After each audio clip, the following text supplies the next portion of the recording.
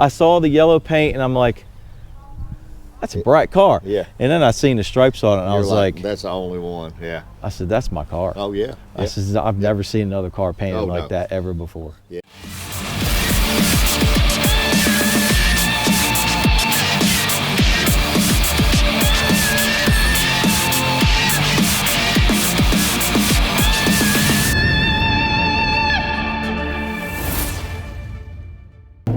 We're heading to my dad's right now, and we're gonna go pick up a car today. Now that's pretty common. My dad picks up a lot of cars. He fixes them. That's what he does for a living. He restores classic cars for a living. And if you check the description on the bottom of the video here, you can see his channel, and that's what he does for a living. He teaches people how to restore vehicles properly. If you're into automotive restoration, you have to go check this out. Next time we see you, we'll be at my dad's house. Well, good morning. It's a chilly Sunday morning here in North Carolina, and today's kind of a special morning. We're going to do a little bit different video today than what I usually do. We're not working in the shop, and we're not going to a car show, but we are going to pick up a car. And I want to introduce you to my son Bryan, and he's going to go with me today on a little journey to pick up something that is part of the family that needs to come back home again. So if you've been following my channel, I've posted this in my community page that I have found my first car that I ever had, even before I had him. Yep. And it became for sale again, and surprisingly not far from where I live here. It's just up the road in Virginia, about 4 hours away. So we got talking with the gentleman that owns it, and he really wanted to see it come back home to us too, so he kind of held off on any other deals until we were able to come up with the cash to make the deal with him. And we're going to go up there and pick the car up and bring it on home. But I have to say, I couldn't do this without my son. It's because of him that we're able to go ahead and make this deal happen. So I have to thank him greatly. So it's not going to be my car. It's going to be his car now. I feel like you're jumping the gun there, because you know, I have some money, but you know, things are a little tight from time to time. So I had some help as well.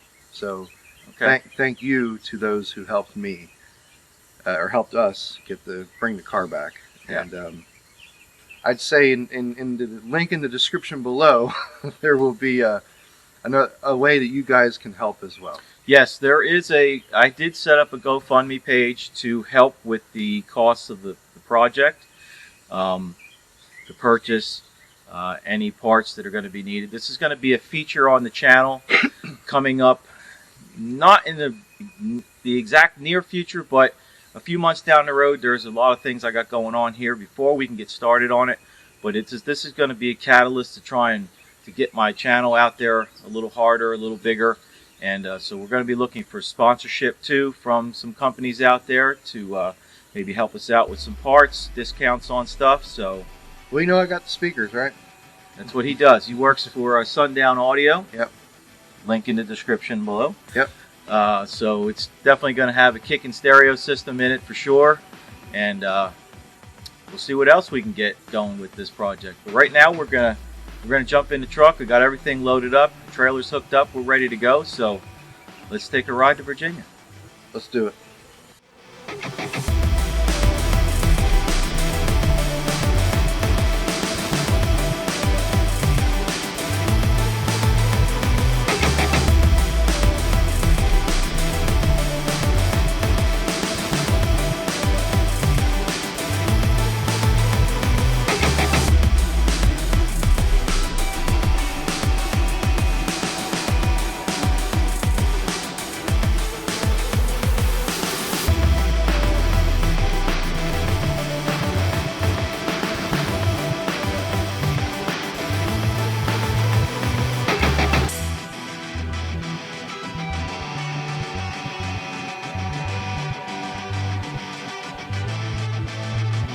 So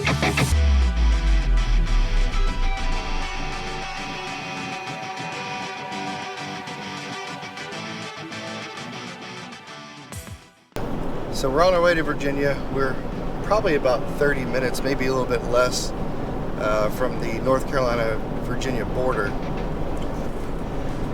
We're going to talk a little bit about this vehicle and kind of like what it means to my father, how he got it, or how he ended up with the vehicle, what he did to it, and then by the time this part of the video is done, we'll be looking at the car. So let's see if everything that he remembered doing we could find on the car.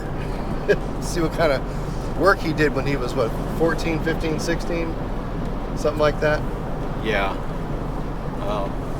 I worked on the car for about a period of 5 years, I think it was. Maybe a little bit longer after that, but not much. So let's start off with where you found the car originally, how you got the car, and what it looked like, all that good stuff. Okay, so New Jersey, right? yeah, Pennsylvania, New Jersey, somewhere around there. yeah. I grew up in Bucks County, Pennsylvania. It's right on the Delaware River. If you're familiar with New Jersey, Trenton, New Jersey is the capital. Mooresville was right across the river, so that general area, Philadelphia area. So the car, I say this car is my first car, but technically it's the second car, because when I was about 13, my father knew I had a great interest in cars, and I've been bugging him about getting something to work on. So for my birthday, when I was 13, he had a friend of his that owned a shop in town, and he had this old 57 sitting down there that was, I can't remember if it was abandoned or what the deal was with it, but anyhow, he ended up buying the car from him. You'd say this would be the late 80s? This was Mid-80s? 1983, 83. Okay. So he bought this car. It was a 57 BelAir 4-door sedan, and it was a complete car, and we got the car home and started really looking it over and getting into the car, and end up this car was pretty bad. It was really rusty, so we determined that it really wasn't going to be a great project to do because it just needed too much work. But it did afford me the experience of being able to learn what needed to be done to take a car apart, because we ended up stripping this car down.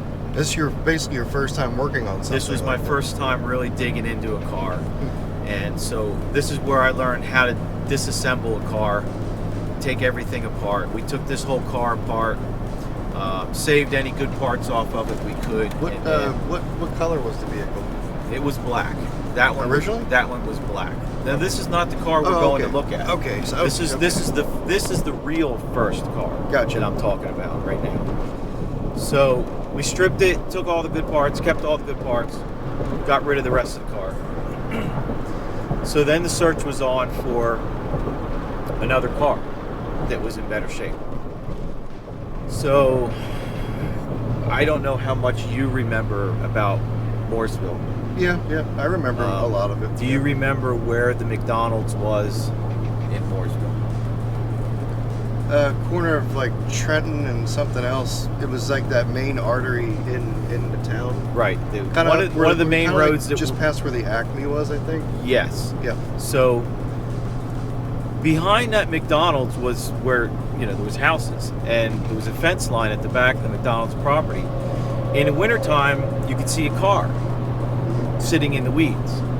And when you got up and looked at it closer, it was a 57 Chevy. All right. So figured out where this house was in relation to the McDonald's, and got in touch with the owner of the house and asked him if the car was for sale. He was willing to sell the car. So that's where the car that we're going to look at now came from. Okay. So that was, I assume Grandma and Grandpa bought this vehicle for you. they bought this one too. What did you So do? the first car, I think he got it dirt cheap. What did you do to work off the? Or did you just buy it and give it to you? I stayed out of trouble. Stayed out of trouble. I understand. Yeah. So we bought that car from there. We had it was a chore I remember it was a chore getting out of this guy's backyard because it's sitting all the way in the back and weeds and bushes and stuff had grown up around it. So we got this car. It was not running. It hadn't been running who knows how long, but it was fairly complete too, and it had an engine in it and a transmission. Not everything was hooked up, so it didn't run. So immediately brought it home and just started tearing into this one. Of course. Because it needed everything done to it too. Now the difference between the two cars, the first one was a 4-door sedan. The second car, which we're going to get, was a 4-door hardtop. Okay. I personally prefer the hardtop. Now everybody's like, oh, it's a 4-door, it's a 4-door. Yeah, but it's a 4-door, but it's a hardtop. So when you have all the windows down in the car, they're all down. You don't. Like there's no cabin. post between the doors. Right. It's just all open. So you don't, unless you look really close, you don't know it's a 4-door. It does have a unique roof line at the back. Only the 4-door hardtops had that roof line. Was it more common to have a 4-door than a 2-door in that? The 57 BelAirs? I can't recall what this. I used to know off the top of my head all the production numbers for all the different models that they had, but I would have to say that there were probably more 4-door models sold between the 150, 210, and BelAir models, just because they were being sold as regular cars. They were family cars. So yeah, there was probably more 4-doors, and the 4-door hardtop for 57, it was only the second year production. They didn't have a 4-door hardtop in 55. 56 was the first year. 50s they carried it over into 57, and then it continued on up through the years as an option. Gotcha. To not make this video entirely too long, so you had this vehicle up until about year 2000, 2001, somewhere in that range? Yeah. Because from the time I got it, tore it apart, did all the work to it, did all the chassis work, redid the chassis and frame, had everything painted, all new suspension stuff put in it, did all the body work, replaced all the rusty panels in it that needed to be done. I had to body off the frame, replaced all the panels, did the body work, or a majority of it. By this time I was through high school and getting ready to graduate and go into tech school for auto body repair. Yep. And then I took the car to the school and continued to work on it there and got all the body work finished and painted the car. That was the second whole car I ever painted. So you painted this car in school? I painted that car in 1989 in tech school. So the funny thing is, it's like, I don't think kids can do that these days, unless you want to pay for it. Like, no, you can still do that. If you're going to a tech school, they encourage you to bring projects because you always need something to work on. Yeah, but it's like, I don't know, kids, it's different these days. Like, I think back then it was more common for people just to bring their own stuff in and work on it like that. Yeah, if you didn't have other people's stuff to bring in and fix for them, you had to come up with something. So I was born in '87. So you're telling me you were in tech school while I was a baby? Yeah. All right. And going to work and doing everything else to take care of you. He was pretty young when I was born. We're not going to say the age, but my dad was a fox back in the day. I'm not as old as I look like. All right. So yeah, I painted the car in '89. Brought it home. I did a little bit of work to it as far as putting some parts back on it, but like Bryan just said, he was a toddler at the time. I had a wife. I'm working.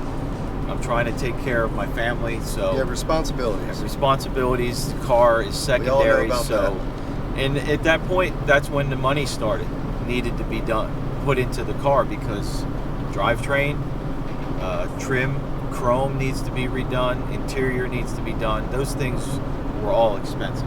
Yeah. So that was back burner. Well, So the car got put away into At least storage. you got the car painted, and that's a really important part, to get paint on the body so it doesn't rust anymore. Right. It kind of preserves the car, so to speak. Exactly, because the gentleman that owns the car now says the car still has a shine to it. However many years later this is now, it's amazing that it still looks as good as it is. Roughly 24 years. So you moved from New Jersey to North Carolina 1999, I believe? 1999 we moved down to North Carolina. The car stayed in Pennsylvania in the storage garage that it was in, that my father was paying for. He had some stuff in there himself. We split the garage, but that's where we kept the car at, so it was kept out of the weather. And I just had decided that it was going to be a long time before I could ever get around to doing the car. I didn't want to transport the car down to North Carolina. I had nowhere to put it down here. Right. He wanted to get out of that storage garage and get rid of that rent. So he kept it for like another 6-7 years after that. Yeah. Or maybe even longer. So the decision was made to put the car up for sale. And back then, in 2000, you could still find quite a few two-door cars, and they were more popular. Of course, two-doors are more popular, so I didn't have a lot of bites on it. I had a guy that contacted me, I can't remember his name, and he was interested in it. We worked out a deal. I basically sold the car for what we had invested in it parts-wise. So you didn't really wasn't a lose whole out. lot of money. It was, if I remember right, I think I might have got $2,500 for the car. Right. No. Anyway, we'll cut it here. Next session, I guess we'll be at the vehicle, and we'll talk with the owner, and then we'll take over the car and take it back home. It's going to be an interesting trip back down the mountain with the car on the trailer for sure. Yeah, we went way up the mountain to take the next left onto Park get Avenue here. Northeast. Hopefully we can find a different route back, because that's going to be a little rough going down. We didn't take any video of that, but it was like straight up. Definitely got some degree of incline to it. It should be just past this big tree, I'm thinking. So, is it here? It's the next one here. This house right here. Oh, there it is. Bam. Would you look at that? How's it going? How easy does it push? What's that? How easy does it move? It's not too hard. Yeah. Okay. It's not. Because we may just load it in the street. I'll go up and turn around. You can back in right here if you want. You can pull over in there. Yeah. I'm glad he's doing the backing up. It's a little tight quarters right here. For me.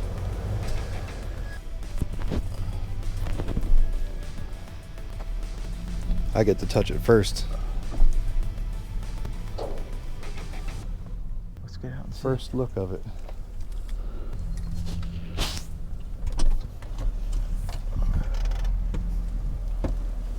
Y'all have a good trip? Are we close? Uneventful trip, so that was good. Good. Nice to meet you. Nice to meet you, sir. Yeah, I say y'all pretty excited, ain't you? Yeah. You don't mind the cameras, right? No. Okay. I'm Bryan. I'm Dave's son. Robert Kilgore. Nice to meet you. Meet you, sir. Yeah, that's say y'all pretty excited. It's very weird that this all just kind of happened. It is. It is really weird. Yeah, I've had the car for here. I saw the yellow paint, and I'm like, that's a bright car. Yeah. And then I seen the stripes on it, and I You're was like, that's the only one. Yeah. I said, that's my car. Oh yeah. I said, I've never seen another car painted Oh, like no. that ever before. Yeah, it's that's what actually caught my eye when I bought the car. When Yeah. I flipped through on Facebook and I seen the color of it. Brett. I thought it was actually a two-door hardtop when I seen it. There you go. Brett, what are you doing? The camera's not even on us. That's my son, Brett. Hey, buddy. Actually, I was probably about his age when that car was sold. Yeah. So 24 years ago or Wow. so. Wow. Yeah, I've had it since about 14 or 15 is when I ended up with it. Because I didn't title it for about a year, and this title is dated for 16. I got looking at this morning, and I thought, yeah, that's probably about right. I got it 14 or 15. Yeah. Something like that.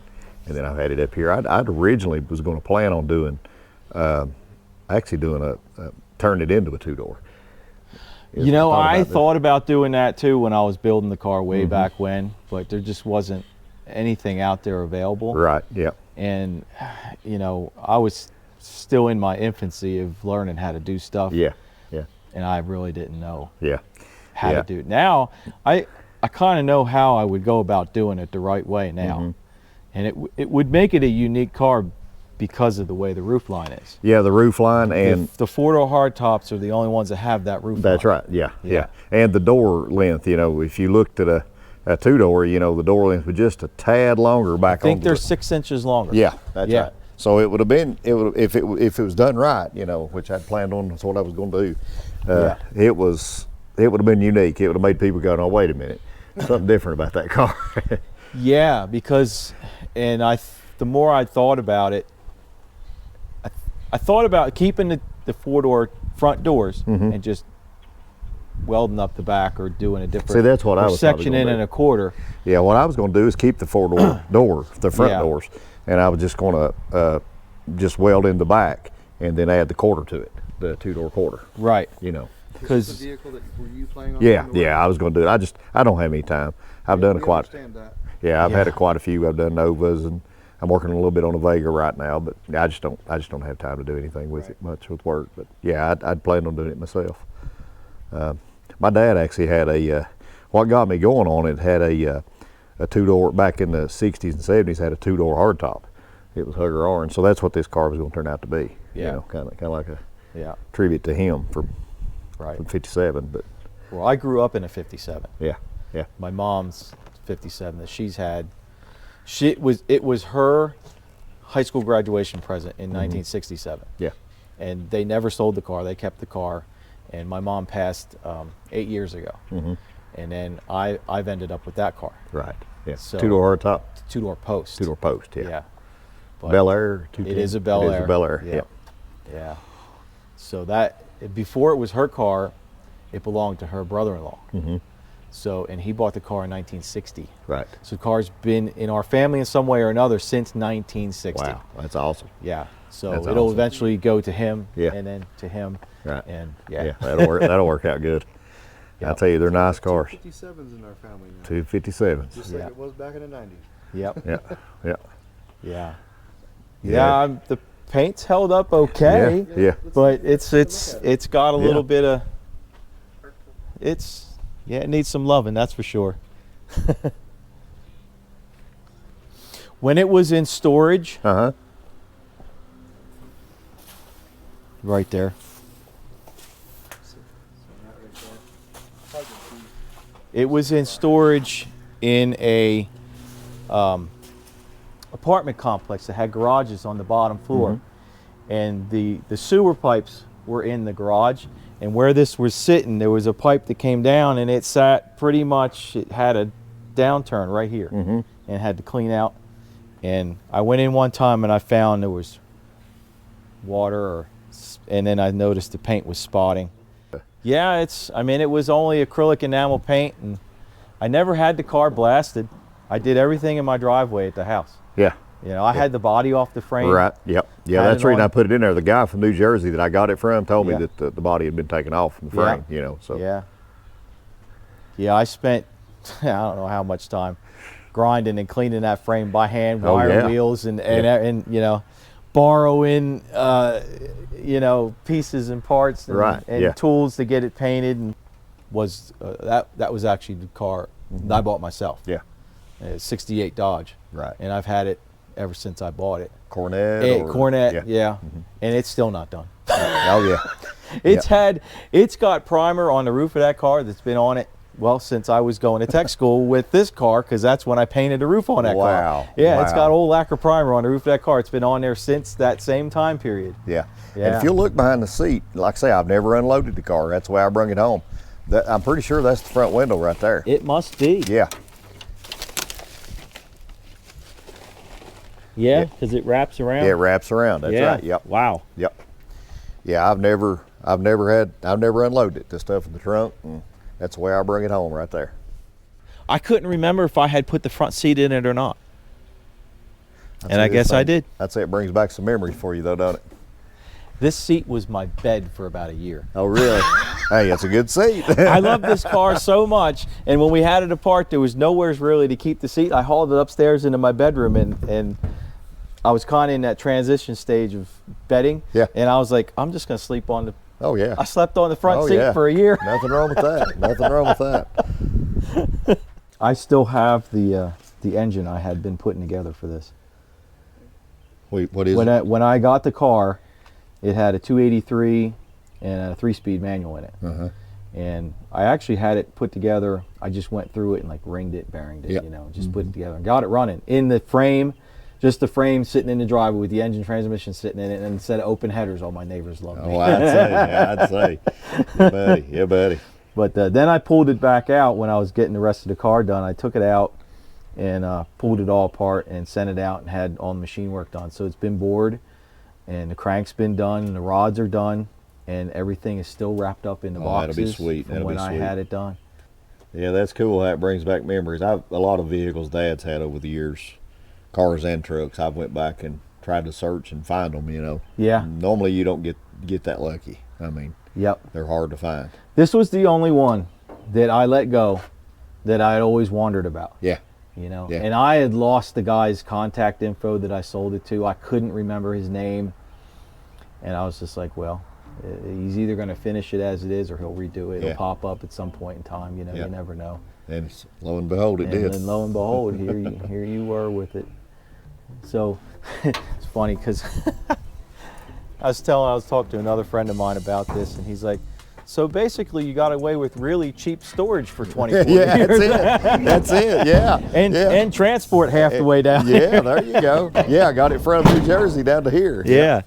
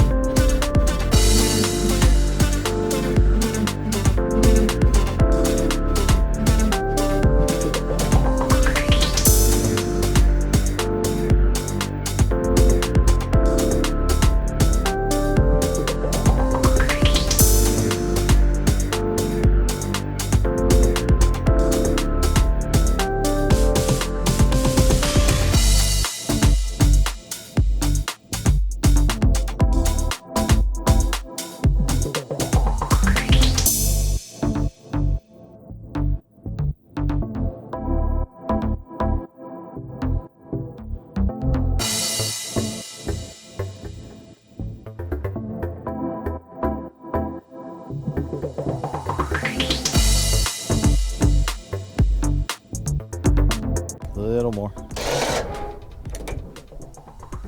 That should be good.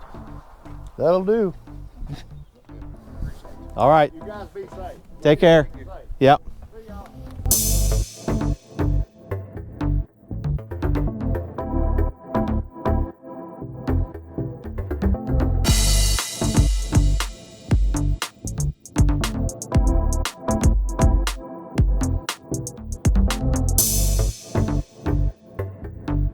So, we got the car. We're heading home down the mountain. Let's talk about what we're going to do with this thing. Now, we understand it may take a couple of years or not, depending on the route that we take. Yeah. And you had mentioned kind of like, let's just get the car together kind of as it is Yeah. and maybe go that route first. Yeah, I've got a couple ideas what to do with the car. There's two things. Okay, so while we were picking the car up and talking with the previous owner, we had talked about each of us had thought about doing a two-door conversion on this car. Now back when I had this vehicle, two-door conversions on the four-door cars were not very popular thing to do because two-door cars were still pretty plentiful. Doing a four-door to two-door conversion on a sedan is easier than on a hardtop car, mainly because it's just a matter of moving a post and removing some other metal, redoing the quarter work, or however you want to go about doing it, but it's a little bit easier to do than with the hardtop. Especially with a 4-door hardtop, it has a different C-pillar roof line in the back where the back glass is and everything. Well, it was also mentioned that if you do the conversion, basically you just seal up the rear door and you just leave the front door how it is. Just be a short door instead of a long door. You can do it that way. It does make it a little bit difficult to get in and out of the back seat of the car, but Right. how many times are you really hauling anybody around in the back of a car? Right. You're not. It's usually you and your wife. Well, the or back of you the car is or meant for whoever. speakers anyway, right? Well, sure. If you want to. I would never do that to that car. Nothing crazy like that. But I had always kind of wanted to do that, and I'd had some ideas on my head on how to do it, and now it's a little bit easier because there's so much more available as far as aftermarket panels. Well, do they make kits for that? They don't make a kit for it, but you can get quarter panels for these cars now, where back then you were left to the mercy of whatever you could find in a junkyard, used. They didn't have reproduction quarter panels. There were certain replacement panels you could get, trunk pans, floor braces, rocker panels and stuff like that, but as far as a quarter panel, unless you found an NOS one back then, you were not getting one. Right. That would make doing the conversion easier. Okay. But still, yeah, I probably would leave the short doors on it just because of the fact of the windows situation between hardtop. Well, I'll be honest with you. I know the car is going to me at some point. I don't care either way what we do with the doors. Yeah. It's not that big a deal. Personally, I think there's more issues to work on first than the doors. But I do know that before you get paint on there or do anything crazy, if you want to do the doors, you kind of should do them soon. Well, Sooner than later. yeah, that's kind of what I was getting at with looking at doing the car two different ways. It's a little more rough than what I thought. Yeah, let's talk about the paint. It's more rough than what it looked like in the pictures I saw for the ad. Right. The It's paint's a little worse for wear. It is. It's not as rough, but it's about what I kind of expected in my head Right. for a car that was painted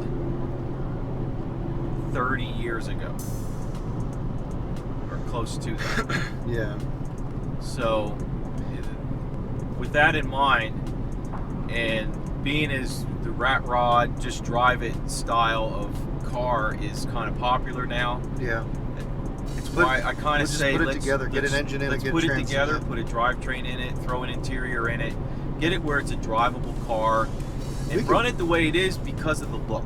We could at least do the interior up nice. Yeah, we could do the interior however we want to have it in the end, and then be able to redo Do all the that, just outside reuse later. all that stuff. Yeah. Yeah, We know upholsters, you know. I've got a guy. You got multiple people. Got a guy. Yeah. Yeah. So I don't think that'd be an issue. So, but yeah, we need to figure out what we're going to do with the engine. Now, you said you have the original engine from that vehicle. yeah, I still have the engine that came with the car when I bought it.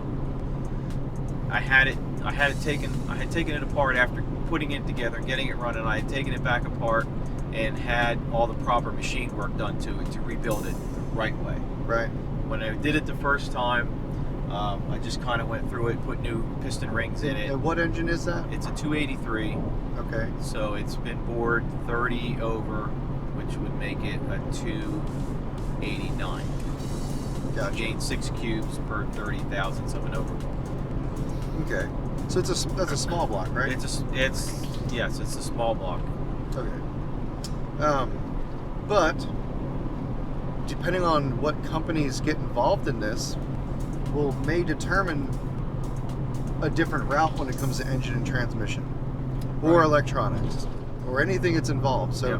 for I'm those of open- you that are watching, I'm open to anything anybody wants to show off in the car. yeah, if you're one of the companies that want to get involved, let us know what you have available, because that'll help determine the end result of the vehicle.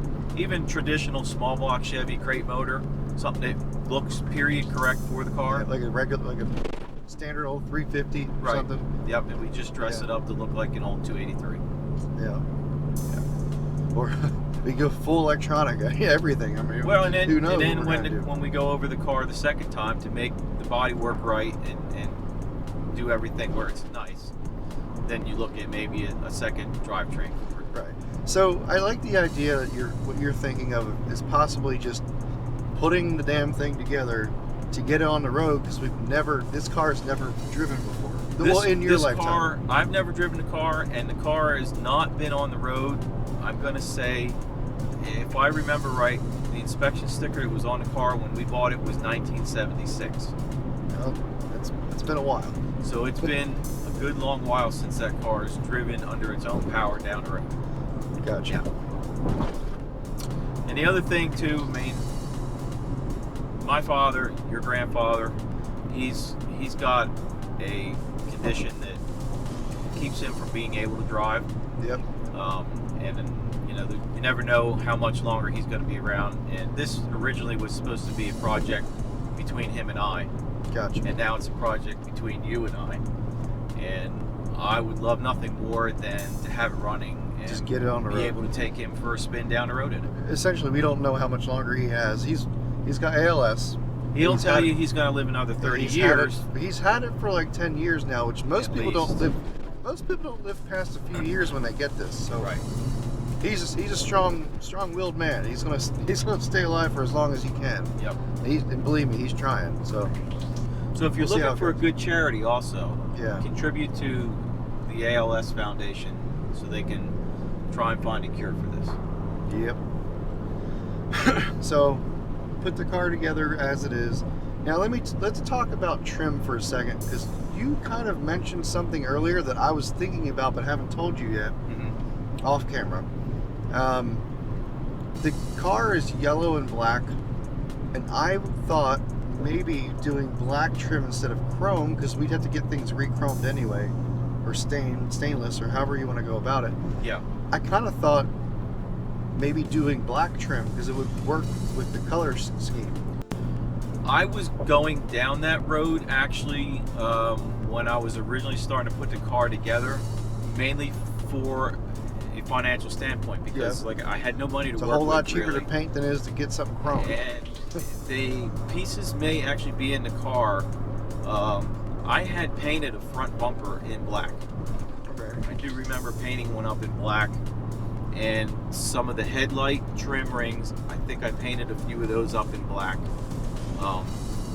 But that is an option that can be done now, and I just thought of this, that it could be done even easier with a company that might step forward and wrap everything. That's another option, yeah, wrapping. Because especially with the stainless trim, because the stainless trim for this car is kind of specific to the car, Right. because of being a four-door hardtop. The door length pieces are specific to that car, and once you paint stainless, it's kind of hard to come back from that and Gotcha. bring it back to being bright again. So if they were to be wrapped, then they just have to be stripped if you want to go back with it being a bright trim again. Yeah. Because there's no saying that the second time around we do the car that it gets painted in this style again. Right.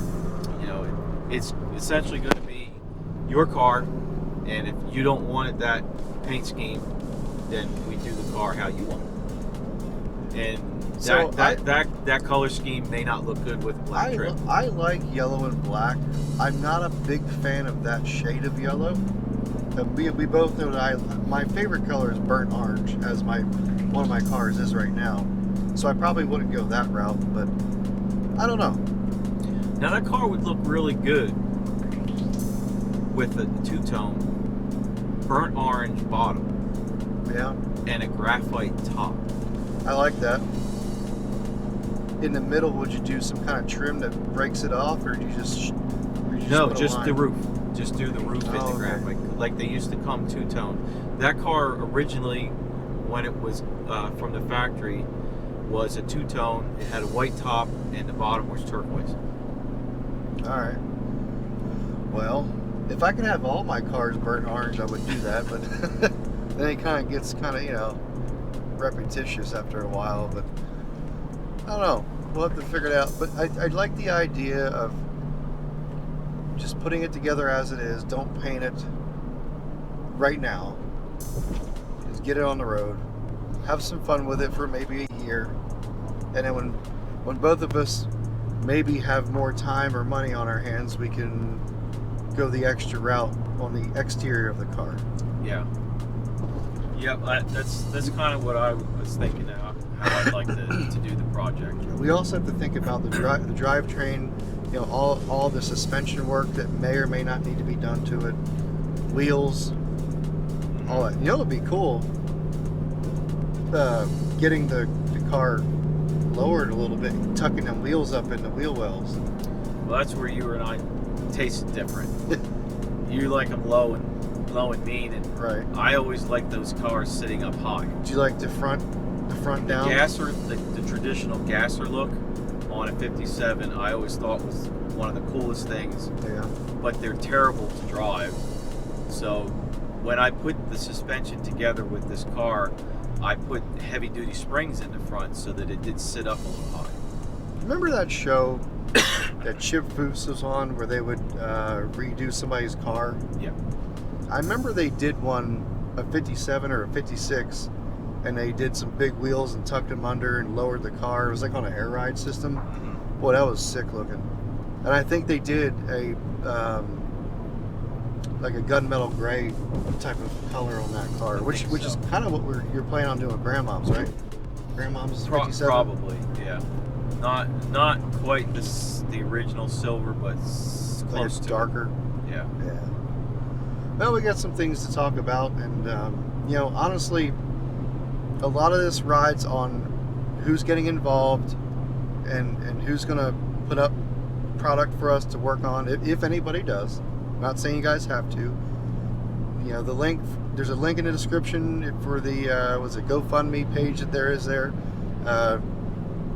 For anybody who wants to get involved, you can contact my father, you can contact me, see who wants to help out and how you want to help.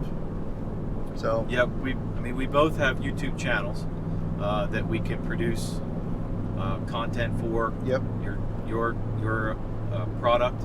We can make commercials for your product, do installation demonstrations for your product. So we've got that outlet to go by. Yes, most of you know that watch my channel, it's mostly all Sundown audio based or car audio based stuff. So if there's anything remotely close to that, maybe we'll do it on this channel, but the majority of anything that has to do with this car is going to be on his channel. We're just trying to do some cross platform, whatever you want to call that. What do you call that? Cross promoting. There you go. That's the word. Right. Collaborations. Yep. You definitely have to subscribe to his channel if you guys are into any of this stuff, and if any of your guys, any of your people are interested in car audio products, come subscribe to mine.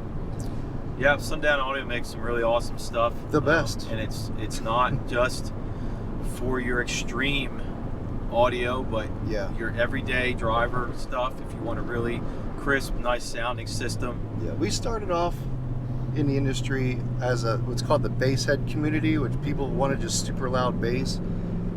We've blossomed into all facets of car audio now: sound quality, general use, speakers, a little bit of everything, and anything you need, we make it for the most part. Except for head units, we don't do that at all.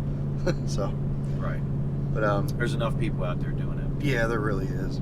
But got a couple more hours left on our ride, and hopefully we get home safe. Well, it's been a long day, a lot of driving, but we made it back to Statesville, and it was pretty uneventful other than the joy we had getting the car. No problems on the road. And we made it back before dark. We did get back just before dark, so that was good. Don't like driving the trailer at night in the dark, but so we're going to put together this video. Hopefully everybody will enjoy our little adventure we've had going to get part of the family back and bring it home. And like I said, we're going to be figured out what we want to do with the car here in the near future and putting together a game plan on how to get things going with it again. It may be a dual build, one build for now and take it apart and do something with it later. We'll have to see how everything goes, depending on how much help we can get with the car. And how much time we have. And how much time we have to work on it. So right. That's going to be a big factor. That's why I say we may put it together at first and just try and have some fun with it for a while, and then in a year or so when we've got a little bit more time freed up, we'll be able to take it back apart and do it a little different. So again, I have to thank my son for making this all possible. Well, thanks for being the first person to buy it, right? Yeah. Yeah. Yeah. Before I was born. Yeah, this is and one. It's my fault he sold it in the first place. This is one of the few things I still have that I've had longer than him. So yeah. It's only right that we bring it back home. So I hope you enjoyed this again, everybody. Thanks again for following along. If you haven't subscribed to my channel, please hit that bell notification and subscribe. And what is so that you channel can, called, Father? All Classics Restoration. All right, and for those that watch this on his channel and want to subscribe to mine, it is Sundown Audio Official. Yeah. So hit the bell notifications for both those channels, and you'll see updates on what's going on. Check the description below for anybody who's interested in donating. I'll probably put a Linktree link so you can see all the stuff that would be involved in this and helping donate for the build. So. Yep. That'll work. All right. All right. Thanks again. We'll see you again soon. Later.